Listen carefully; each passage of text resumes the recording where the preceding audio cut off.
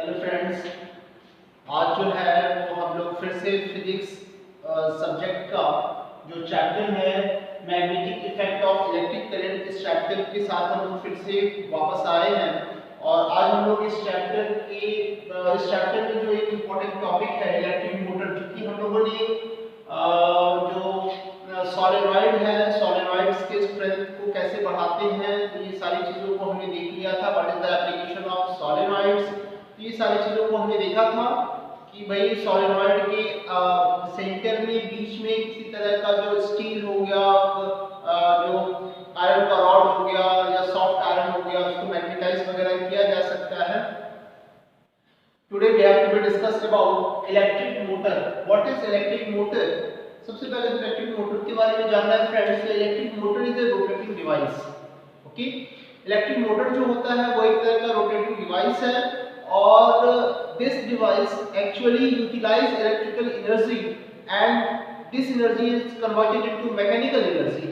Okay, ये जो electric motor है वो एक तरह का रोटेटिंग डिवाइस है। जिस डिवाइस में होता क्या है, तो इलेक्ट्रिकल एनर्जी को कन्वर्ट किया जाता है या इलेक्ट्रिकल एनर्जी को ट्रांसफॉर्म किया जाता है, और we can say that electrical energy is utilised to create mechanical energy. Okay, इस तरह का इलेक्ट्रिक मोटर जो है वो बहुत सारे इलेक्ट्रिकल गैजेट्स में इस इलेक्ट्रिक मोटर का यूज किया जाता है। Like electric fan we can say, mixture, grinder, और भी जो रोटेटिंग टाइप के डिवाइस होंगे, जो टॉय वगैरह में भी होता है तो उसमें भी इलेक्ट्रिक मोटर वगैरह लगे होते हैं। ठीक है, और तो ये चीज है वो इलेक्ट्रिक मोटर के बारे में और भी चीजों को जानेंगे। इलेक्ट्रिक मोटर जो है वो किस प्रिंसिपल पे वर्क करता है, तो याद रखना है इलेक्ट्रिक मोटर जो है यहाँ पे भी जो है मैग्नेटिक इफेक्ट ही काउज हो रहा है। किसकी वजह से? इलेक्ट्रिक करंट की वजह से मैग्नेटिक इफेक्ट ही काउज होता है।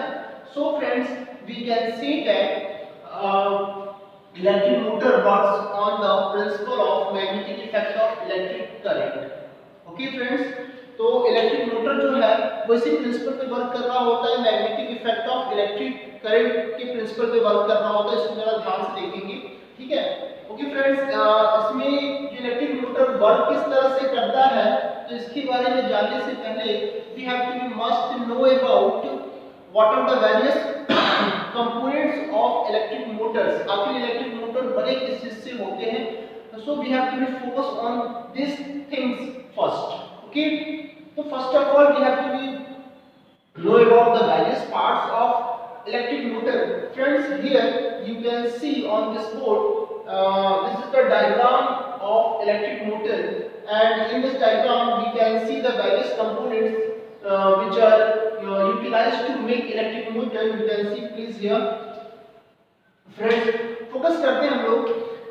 इलेक्ट्रिक मोटर जो होता है, electric motor consist of magnet. Okay, magnet उसके अंदर बने होते हैं, उसके अंदर मैग्नेट फिट किए होते हैं। ठीक है, ये आपका परमानेंट मैग्नेट होगा, और इस मैग्नेट में आप देखेंगे नॉर्थ पोल होगा एंड साउथ पोल होगा। As we know that each and every types of magnet possess two poles. One first pole is called north pole and second pole is called south pole. As we know friend, north pole से magnetic field lines जो है reverse होता हुआ दिखता है। ठीक है, या फिर यूं कहें कि जो मैग्नेट के द्वारा जो मैग्नेटिक फोर्स क्रिएट किया गया उसका डायरेक्शन हमेशा किधर होता है, तो नॉर्थ टू साउथ होता है। ये मैग्नेट की सराउंडिंग की बात की जाती है, और मैग्नेट के इनसाइड की बात की जाएगी तो उस केस में जो मैग्नेटिक फोर्स का जो डायरेक्शन होगा वो होगा from the south pole of the magnet to the north pole of the magnet. ये कंडीशन होता है मैग्नेट के इनसाइड का। वेयरएज मैग्नेट के सराउंडिंग्स में, जैसे कि हम लोग देखते हैं कि मैग्नेट की सराउंडिंग की बात कर लेते हैं ऐसे, तो ये हो गया मैग्नेट का north pole and south pole. ठीक है, तो मैग्नेटिक फोर्स किस तरह से होता है, इस तरह से हम देखेंगे, एंड मैग्नेट के इनसाइड में कुछ इस तरह से होता है। ठीक है, ओके, तो ये जो चीज देख रहे हैं हम लोग कि ये जो इलेक्ट्रिक मोटर में जो होगा वो परमानेंट आपके मैग्नेट होंगे। ठीक है, इसमें दो पोल आपको दिख रहा है, and this is a rectangular coil. ये एक रेक्टेंगुलर कॉइल है जो कि कॉपर का बना होता है। ठीक है, ये कॉपर का बना होगा। ठीक है, इसमें आप देख रहे होंगे एक एक्सल होगा जो कि फ्रीली रोटेट करेगा। किसके बीच में? ये फ्रीली रोटेट कर रहा होता है, कम्यूटेटर के बीच में रोटेट कर रहा होता है। Commutator is a device which is also known as split ring। ये जो कम्यूटेटर है वो एक तरह का डिवाइस है। आप देख सकते हैं ये हो गया कम्यूटेटर स्प्लिट रिंग। क्योंकि स्प्लिट मतलब होता है टूटा हुआ, कहीं से ब्रेक हुआ। आप देखेंगे यहाँ पे ये ब्रेक रहता है, ठीक है। एक्सेल हो गया commutator is also known as split ring. This is one carbon brushes. ये कार्बन ब्रशेस हो गए। एक्चुअल में ये भी कंडक्टिव नेचर का होता है क्योंकि कार्बन का ही कार्बन का ब्रशेस यानी ग्रेफाइट है, okay. And this is a group of cell is called battery. This is a switch which is on in position. That's why there is a flow of current. You can see and we can see in this diagram. Okay. ये सारे जो है वो conducting wire से हो गए। तो ये इस तरह का स्ट्रक्चर हो गया इलेक्ट्रिक मोटर का। Clear है friends? This is the structure of electric motors. Now we have to discuss about how this electric motor works. Electric motor work जो है वो किस तरह से करता है। फर्स्ट ऑफ ऑल फ्रेंड जरा कुछ चीजों को नोटिस करें। देखिए आप ध्यान से, तो इलेक्ट्रिक मोटर में जो ये रेक्टेंगुलर कॉइल को फिट किया जाता है, ये रेक्टेंगुलर कॉइल का जो आप देख रहे हैं इसमें क्योंकि रेक्टेंगुलर कॉइल है तो उसमें 4 आर्म्स होंगे, 4 साइड्स होंगे। आप इसमें जरा साइड को देखें, इसमें साइड आपको दिख रहा होगा AB, ओके, BC साइड दिख रहा होगा, ठीक है फ्रेंड। और आप CD कह सकते हैं। और ये साइड आपका कंप्लीट नहीं है बट इसको भी आप एक आर्म्स के तौर पे ले सकते हैं। ये भी आर्म हो गया AD। अब देखिए इसमें करंट कंडक्शन कुछ यूं इसमें इस तरह से, ठीक है। अब फ्रेंड आपको जानना ये है that arms BC and AD वो ये जो दोनों है ये बोथ आर पैरेलल टू, ये जो दोनों साइड है वो है parallel to what, parallel to magnetic field, parallel to magnetic field. ये मैग्नेटिक फील्ड के पैरेलल है। तो मैग्नेटिक फील्ड के पैरेलल होने की वजह से ये जो आर्म BC है और AB आर्म है, इन दोनों आर्म में करंट का फ्लो तो हो रहा है लेकिन उसमें करंट के फ्लो के होने की वजह से भी, होने के बाद भी उस आर्म पे किसी तरह का कोई फोर्स नहीं लगेगा। जैसा कि हमने पढ़ाई किया है, ठीक है। मैंने आप लोगों के बीच में डिस्कशन में ये किया है वो टॉपिक को कि when a current carrying conductor is placed in a magnetic field then that current carrying conductor experiences a force, okay। terms and condition क्या था? तो terms and condition ये था कि that conductor must be, that current carrying conductor must be placed perpendicularly place करना है to the magnetic field, magnetic field के perpendicularly place करना था। और तभी हम लोग वहां पे फ्लेमिंग लेफ्ट हैंड रूल का कॉन्सेप्ट वहां पे हम लोग देखते थे कि फ्लेमिंग लेफ्ट हैंड रूल में भी कुछ ऐसा ही होता था, ठीक है। वहां पे देख रहे थे that the 4 finger represents also the direction of magnetic field, C means middle finger or we can say center finger represents direction of current and the direction of thumb represents direction of motion or we can say force, okay। तो यही चीज है कि जब भी किसी current carrying conductor को magnetic field की में परपेंडिकुलरली प्लेस करेंगे, परपेंडिकुलर होना चाहिए, पैरेलल नहीं होना चाहिए। कि पैरेलल प्लेस करेंगे तो उस करंट कैरिंग कंडक्टर पे किसी तरह का कोई फोर्स नहीं लगे एक्ट होगा, किसी तरह का कोई फोर्स एक्ट नहीं होगा। या फिर यूं कह सकते हैं कि उस कंडक्टर पे वो कंडक्टर जो है किसी तरह का फोर्स एक्सपीरियंस करेगा ही नहीं करेगा, ठीक है। इसका मतलब है कि मैग्नेटिक फील्ड में वैसा ही कंडक्टर फोर्स एक्सपीरियंस करेगा जिस कंडक्टर को मैग्नेटिक फील्ड में कैसे प्लेस करना है, परपेंडिकुलरली प्लेस करना है, ठीक है। जिसमें कि करंट कैरिंग जो कंडक्टर है वो मैग्नेटिक फील्ड के क्या हो, परपेंडिकुलर हो, यानी उनके बीच का जो एंगल बने वो π/2 बने यानी 90 डिग्री बने। तो फ्रेंड तो यहां देखेंगे, यहां पर ध्यान से देखना है लोगों को कि जो आर्म AB, यहां देखिए जो आर्म AB है, आर्म AB एंड CD ये दोनों कैसा है, तो ये दोनों जो है परपेंडिकुलर है, perpendicular to the magnetic field. ये दोनों आर्म जो है वो परपेंडिकुलर है किसका, मैग्नेटिक फील्ड का। इट मींस इन्हीं दोनों आर्म पे फोर्स एक्ट होगा, यानी यही दो आर्म्स जो है वो क्या इनके फोर्स जो होगा वो एक्सर्ट होगा, इन पे फोर्स एक्सर्ट होगा। ये फोर्स एक्सपीरियंस कर रहा है कि ये दो आर्म्स जबकि BC एंड AD ये जो है फोर्स एक्सपीरियंस नहीं करेगा। अब देखिए होता क्या है, जैसे ही स्विच ऑन किया गया, ठीक है, स्विच ऑन किया गया तो देखिए AB जो आर्म है इस पे करंट का डायरेक्शन क्या है, करंट का डायरेक्शन देखिए अपवर्ड है, तो करंट का डायरेक्शन अपवर्ड, और मैग्नेटिक फील्ड का डायरेक्शन किधर है फ्रेंड्स, तो मैग्नेटिक फील्ड का डायरेक्शन हो गया इस तरह से, ठीक है, और करंट का डायरेक्शन क्या हो गया इसमें अपवर्ड। मैं आर्म्स AB की बात कर रहा हूं, AB आर्म्स को देखेंगे तो यहां पे लगाइए फ्लेमिंग लेफ्ट हैंड, ठीक है, फ्लेमिंग लेफ्ट हैंड रूल।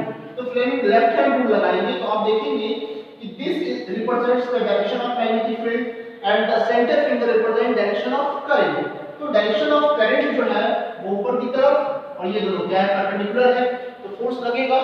तो आप देखिए कि इस पे फोर्स कैसे लगेगा, AB जो आर्म है उस पे फोर्स किस तरह का लग रहा है, इसमें फोर्स लग रहा है डाउनवर्ड, ठीक है, इस पे जो फोर्स लगेगा वो कैसा लगेगा, डाउनवर्ड लगेगा, फोर्स इज डाउनवर्ड, डाउनवर्ड। और यहां पे फ्रेंड्स देख लें, यहां पे फ्रेंड्स हम लोग देख लेंगे तो यहां पे क्या देखेंगे कि फिर से देखिए आप मैग्नेटिक फील्ड का डायरेक्शन इधर ही है, ठीक है, करंट नीचे की तरफ, तो इस पे फोर्स कैसा लगेगा, अपवर्ड, फोर्स इस पे लगेगा कैसा, अपवर्ड, अपवर्ड फोर्स लगेगा, ठीक है। यानी आप देखेंगे फ्रेंड्स AB आर्म पे जो फोर्स लगेगा due to Fleming left hand rule, तो AB आर्म पे फोर्स कैसा लगेगा, फोर्स इज डाउनवर्ड, फोर्स जो होगा वो AB आर्म पे कैसा होगा, डाउनवर्ड होगा। और जबकि जो CD आर्म है उस पे करंट का डायरेक्शन आप देखिए वहां पे फ्लेमिंग लेफ्ट हैंड रूल जब अप्लाई करेंगे तो वहां पे जो फोर्स का डायरेक्शन होगा, force is vertically upward, upward force यहां पे क्या होगा, अपवर्ड होगा। अब समझिए, मैं एक कॉपी लेता हूं, ठीक है, आप लोगों को ब्रीफिंग करने के लिए।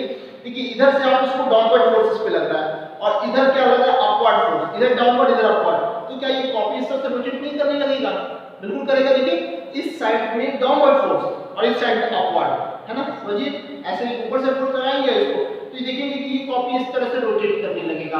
सेम कंडीशन जो है अप्लाई होता है यहाँ पे, जब इस आर्म ABCD, ठीक है, इस पे इसके AB आर्म पे क्या हो रहा है, फोर्स जो है वो अपवर्ड लग रहा है, सॉरी AB आर्म पे फोर्स जो है वो डाउनवर्ड लग रहा है। तो डाउनवर्ड लगने से ये आर्म जो है नीचे की तरफ आएगा और ये आर्म क्या होगा, ऊपर की तरफ आएगा, ऐसे।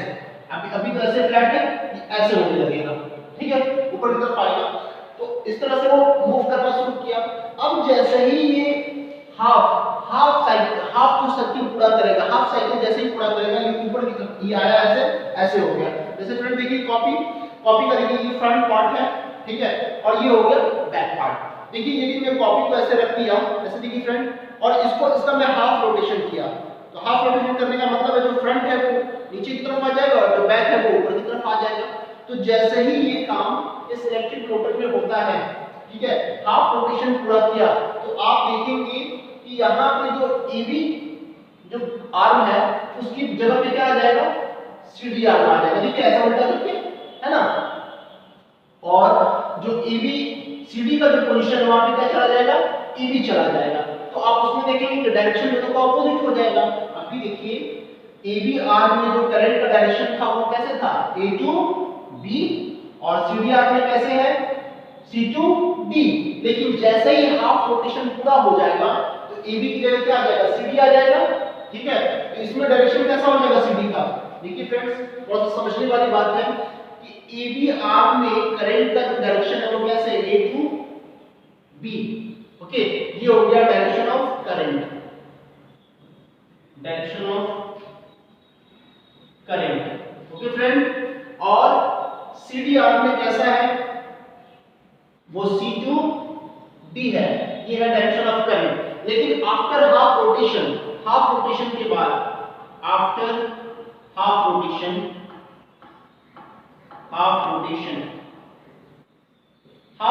जैसे ही कंप्लीट होगा वैसे आप देखेंगे कि CD जो है इधर आ गया और AB क्या हो गया, उधर चला गया। तो हाफ रोटेशन के बाद हम देखेंगे तो जो CD आर्म में जो करंट का डायरेक्शन होगा वो कैसा दिखेगा, D to C, ठीक है, और AB आर्म में जो करंट का डायरेक्शन है वो कैसा दिखेगा, तो वो दिखेगा B to ए, यानी जैसे ही हाफ रोटेशन पूरा होता है, ठीक है फ्रेंड्स, इसको जरा ध्यान से देखेंगे, हमें लगता है कि आप लोगों को दिख रहा होगा फ्रेंड, तो इसको आप ध्यान से देखेंगे, यानी जैसे ही हाफ रोटेशन पूरा होता है वैसे ही देखेंगे कि arms AB and CD arms में करंट का डायरेक्शन क्या हो गया, चेंज हो गया। यही इंपॉर्टेंट रोल होता है स्प्लिट रिंग का, यानी what is the function of split ring और यू कैन से कम्यूटेटिव, तो it reverses the direction of electric current. इसलिए क्या होता है, इसकी वजह से जो रेक्टेंगुलर कॉइल है उसमें करंट का डायरेक्शन क्या हो जाता है, रिवर्स कर जाता है, उल्टा हो जाता है।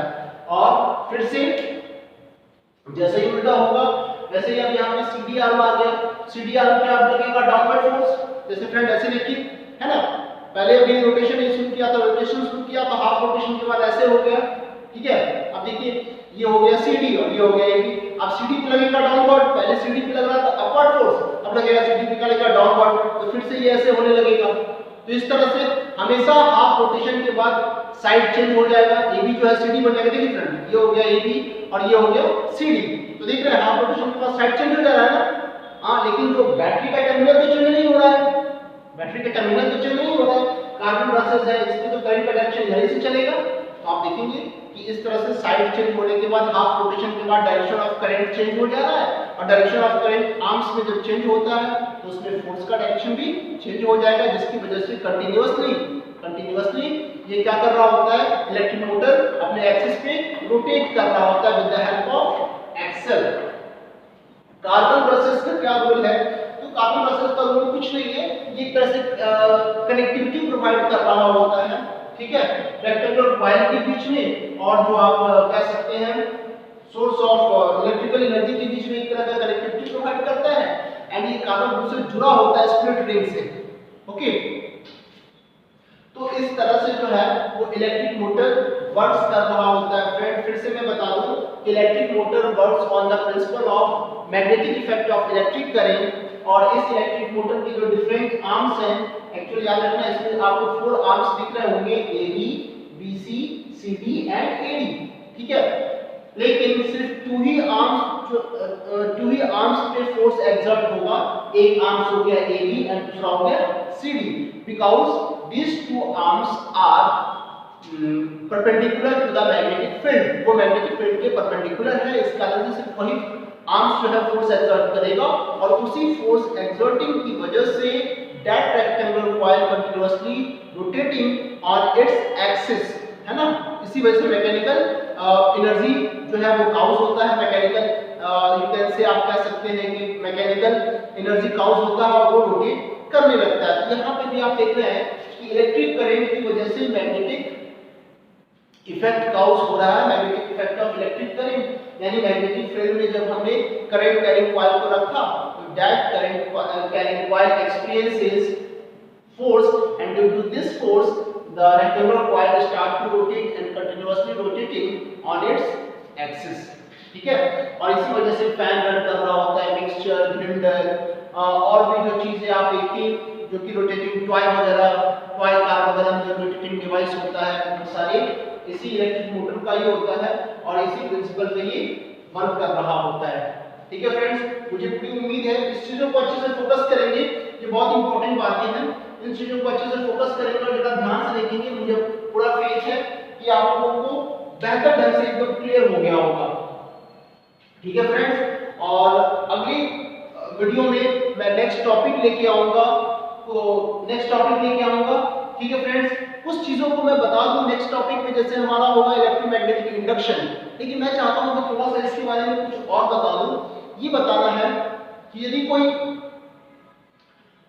कमर्शियली एक परफेक्ट इलेक्ट्रिक मोटर बनाना है ना, तो उसके लिए ज्यादा बेहतर होगा कि उसके लिए परमानेंट मैग्नेट की जगह इलेक्ट्रोमैग्नेट का यूज करें, ठीक है। फिर हम चाहते हैं कि अधिक पावर का यदि इलेक्ट्रिक मोटर बने, ठीक है, जो कि जिसमें ज्यादा मतलब अधिक स्पीड से वो रोटेट करे, तो उसके लिए क्या करना होगा कि ये जो रेक्टेंगुलर कॉइल है ABCD जो कि कॉपर वायर का होता है, ठीक है, तो इसमें नंबर ऑफ कॉइल्स को हम लोग बढ़ा दें, ठीक है। ये सारी चीजों को करके हम लोग इलेक्ट्रिक मोटर को कमर्शियली ज्यादा यूटिलाइजेबल बना सकते हैं और अधिक इफेक्टिव और अधिक पावर का इलेक्ट्रिक मोटर हम लोग जनरेट कर सकते हैं फ्रेंड। तो अगले वीडियो में हम लोग इलेक्ट्रोमैग्नेटिक